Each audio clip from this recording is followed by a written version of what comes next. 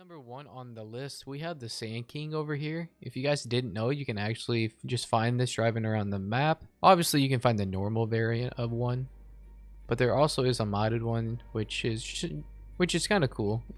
It's a cheaper way to get this. Other than that, I think it's like $40,000. But the reason I like this vehicle is it sits very high off the road, and with this 2-axle 4x4 terrain, like all-terrain wheels, putting off-road wheels on it, it's super good. It wants to stay on the ground, and it really is very good on traction as well. Sure, you really don't need me telling you why this vehicle is good. It's just an all-around very good vehicle, and the fact that you can get it for free if you just find it is super cool, I think. If you didn't know, they kind of spawn over here in this area.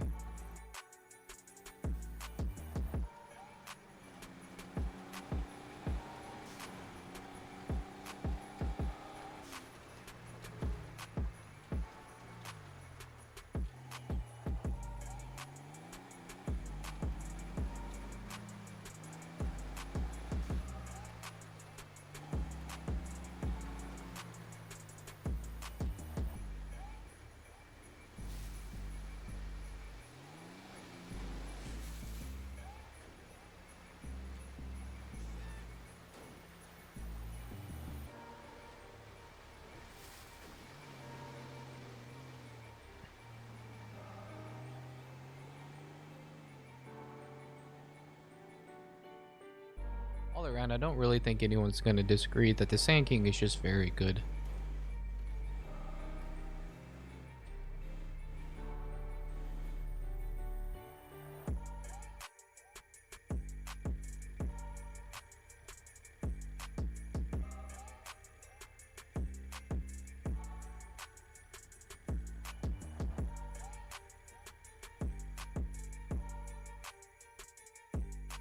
Alright, number 2 on the list, we have this bad boy right here. Now this, I don't know if people would consider this a vehicle, but it goes decently fast. I mean, it doesn't even go 100, but at least I don't think it does.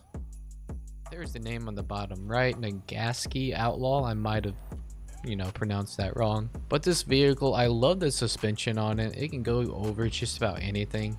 And the way it climbs things is amazing. Like, I think it climbs a whole bunch of things I wouldn't think it would climb. Also, other than that, in the snow, the handling is super well. Like, I can turn corners and like keep traction perfectly fine. I really don't even notice the snow in this thing, I'll be honest. Like, I'm whipping my back and forth, and it's really easy to control.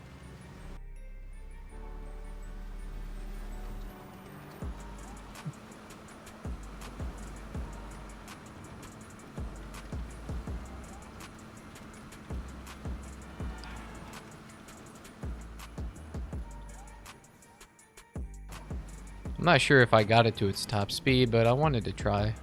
Now this thing does sit a little low, so you got to be careful in water, but it does go through a whole bunch of water puddles and whatnot very easily as well. You just got to be quick, because if I sat in that, I probably would have, drowned the engine.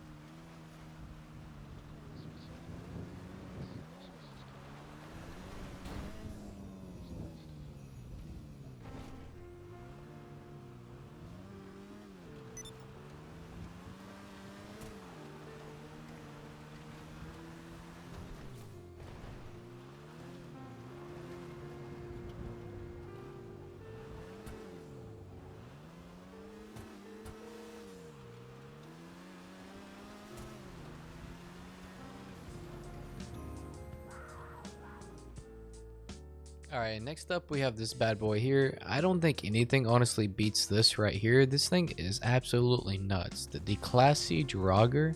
This thing is fast, mean, it goes up hills no problems, goes through puddles no problems. It can do anything.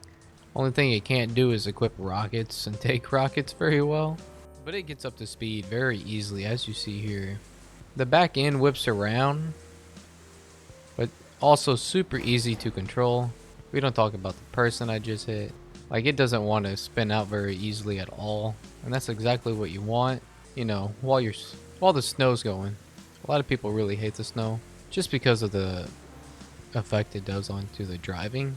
The main thing I hate about the snow is just the fog. It does sit off the ground pretty decently, so we can go in water a lot better too. I know this is not very deep at all, but I just saw this along the highway here and wanted to drive through it for you. But it's going up here no problem, and I'm not even full sending it. Watch out, buddy.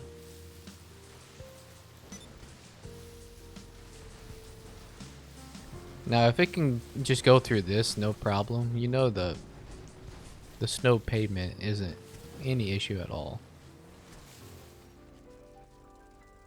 Bro, you ran into me.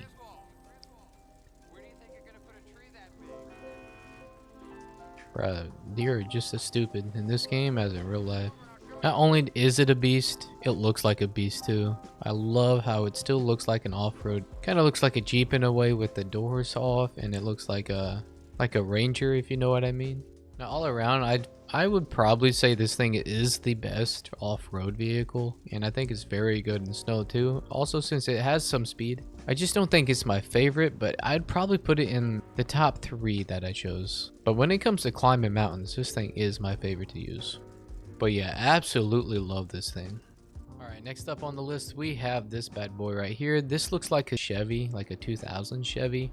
I absolutely love this Sierra truck. I think they just look really clean, and they were very durable, and you know, you still see them around today just because of that reason. You'll notice while driving this thing, it feels really heavy, and that means less air time and more time on the ground, which is super beneficial. And due to it feeling super heavy, plus you know the off-road tires, the traction is super good. You'll easily be able to turn corners with this thing and not lose control, especially once you just use it just for a little bit and get the hang of the drifting. I think this truck all around is just a very underrated truck. So I'm gonna take it for a whip here and just kind of show you guys. I hit the e-brake on that, but look how easy that was to drift around, and I don't even drift very often.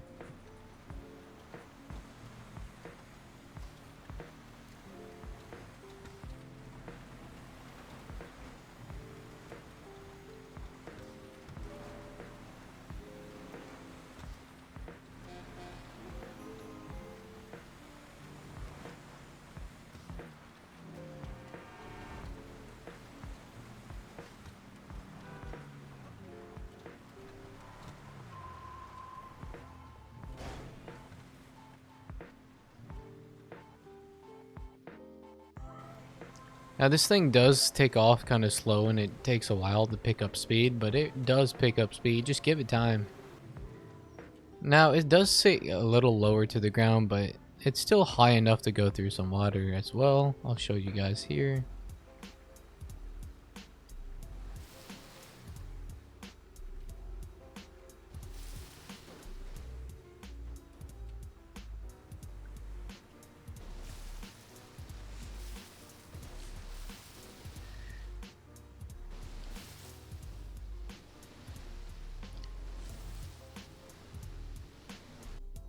Now I know this isn't very deep, but it still just goes through it absolutely no problem.